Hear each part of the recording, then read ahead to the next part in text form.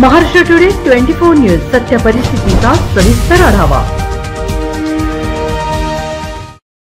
महानगरपालिकेमार्फत अतिक्रमण मोहीम सुरू ठेवण्यात आली आहे। प्रभाग समिती अ चे सहाय्यक आयुक्त प्रज्ञावंत कांबळे यांच्या नियंत्रणात नानखेडा रोड, दुष्काळी रोड परिसर 7 अस्थायी दुकान टपरी काढण्यात आली। नागरिकांचे नालीवरील लोटे काढण्यात आले। सदर पथकात मुख्य स्वच्छता निरीक्षक विकास रत्नपारखे, शाखा अभियंता राहुल धुतडे, स्वच्छता निरीक्षक लक्ष्मण जोगदंड, कुणाला भारसाखळे, मुकादम स्वच्छता कर्मचारी आदी उपस्थित होते। प्रभाग समिती ब चे सहाय्यक आयुक्त सोमनाथ बनसोडे व अतिक्रमण विभाग प्रमुख करुण गायकवाड, विनय ठाकूर यांच्या पथकाने इटलापूर मोहल्ला परिसरातील अतिक्रमणे काढण्यात येऊन नाला सफाईचे काम करण्यात आले।